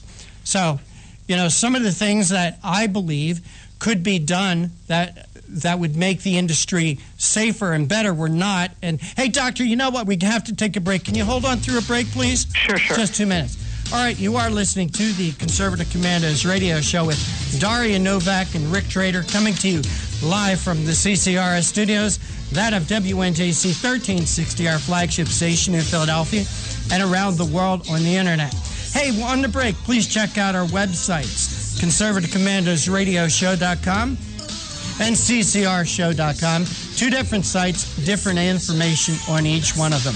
Our guest this segment is Dr. Jane Orient, and we're talking about healthcare fixed, on to climate change. At least according to Barack Obama. Don't go away. We'll be right back.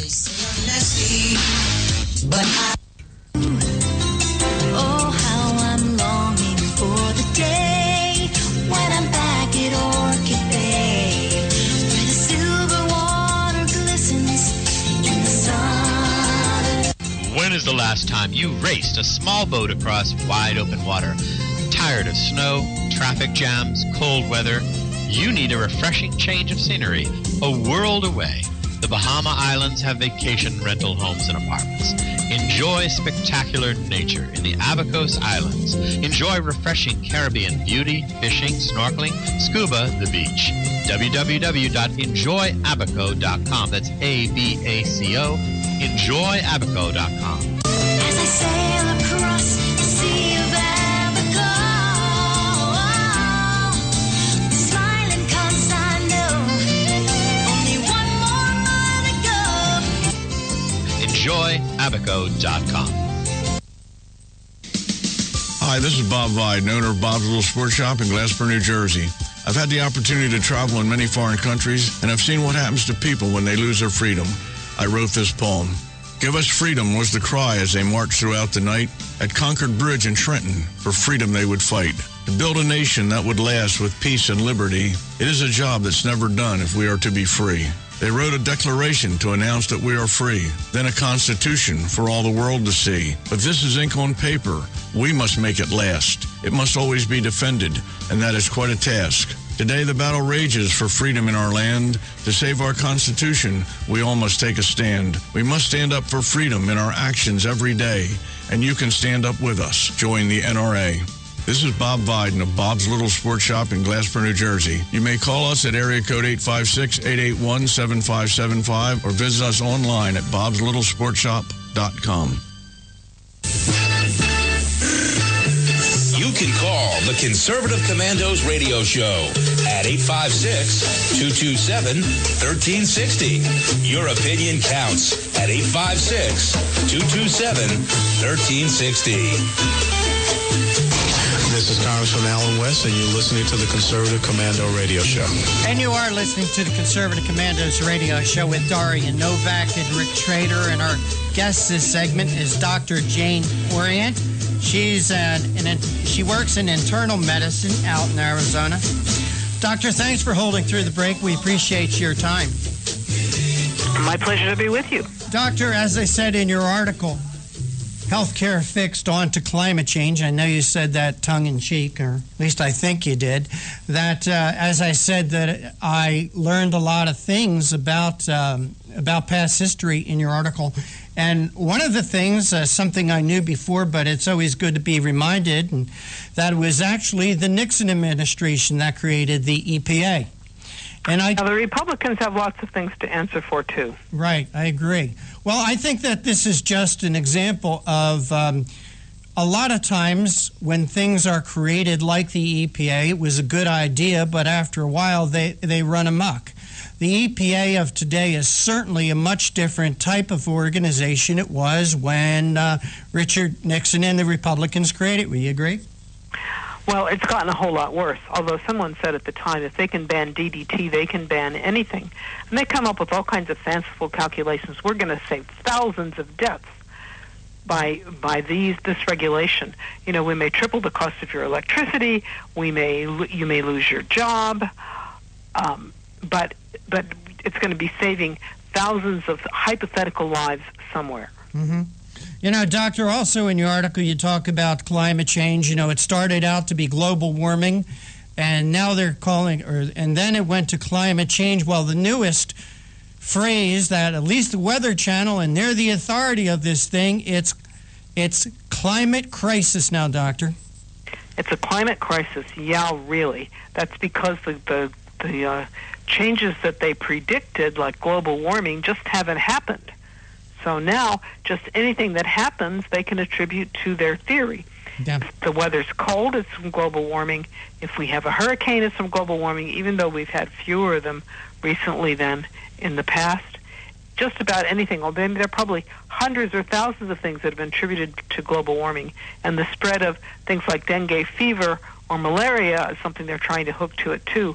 Now we've got a president who makes the totally arrogant proclamation that now the sea level is going to stop rising because I'm in power.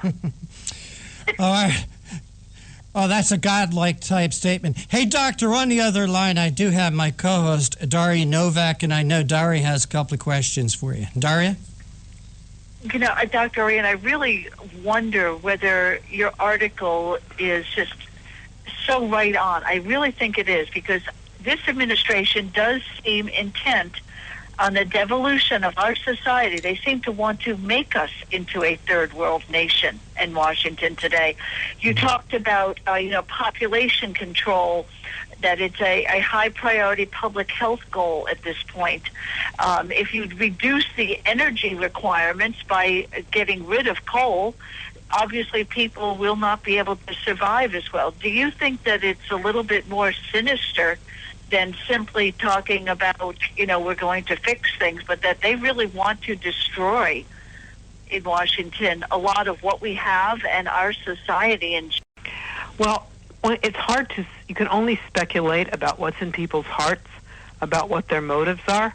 I can just say that if they wanted to destroy the United States as a free and prosperous society, then they would go about it pretty much by doing what they're doing. So they may be all completely well-intentioned. How can we know?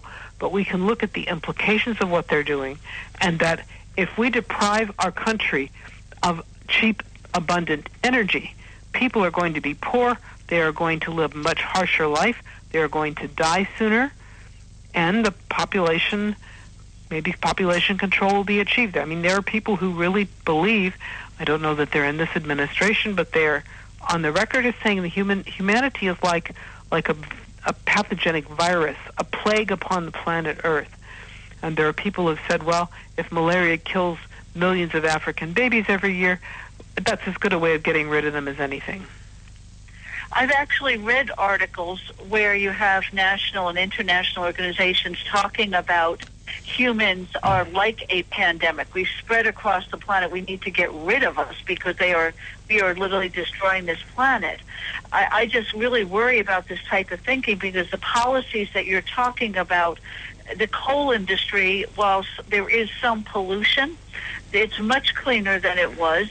We've got fracking and other ways to obtain natural gas and oil at relatively inexpensive costs where we can continue to have the industry that we need so our society can advance. But the things that you're talking about to me seem to just be very destructive. I did not know that we don't test people coming into the country anymore.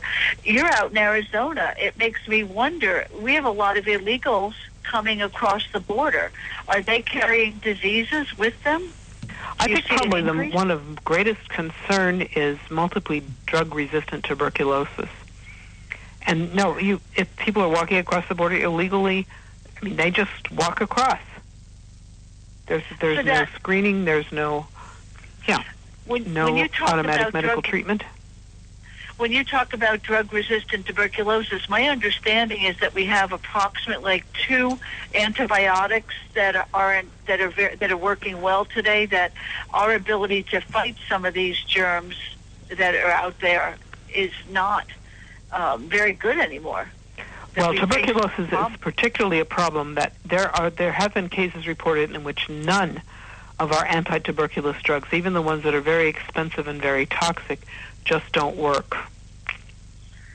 That's kind of scary when you think about people that are in this country from other nations all across our country could be exposing us and our children to diseases then if they have not been tested.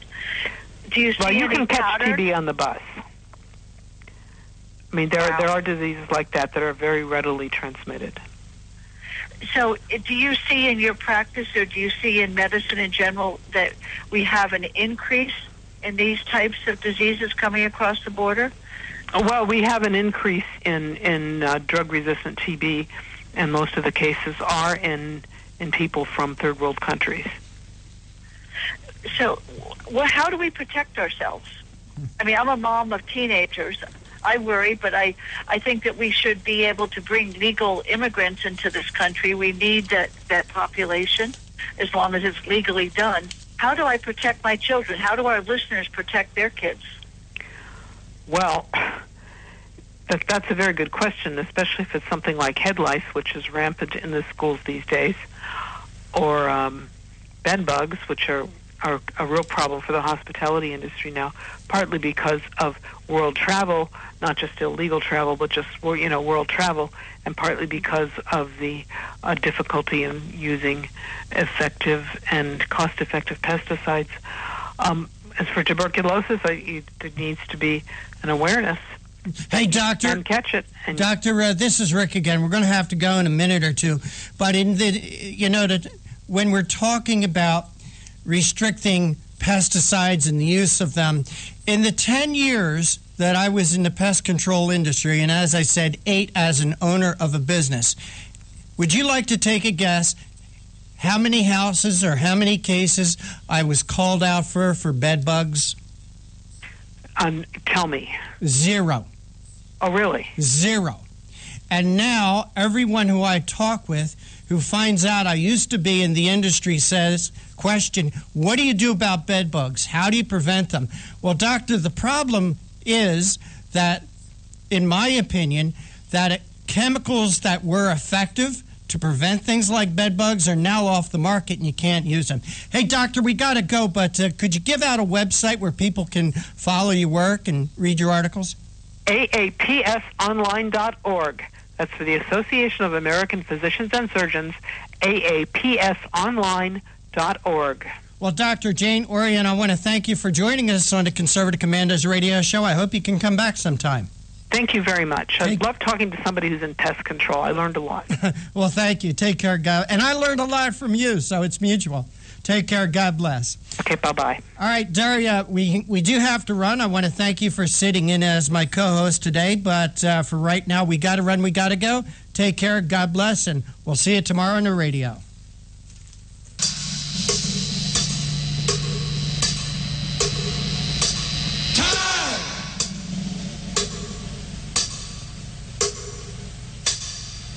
Thank you for listening to the Conservative Commandos radio show. Huge thanks to our co-hosts, contributors, patrons, callers, and our friends at WNJC 1360 and WIFI 1460, where we broadcast live every Monday through Friday, 3 to 5 p.m. Eastern and 2 to 4 p.m. Central. Look for us on the internet at www.ccrshow.com. Until next time, we are the Conservative Commandos radio show, where the newsmakers go to be heard.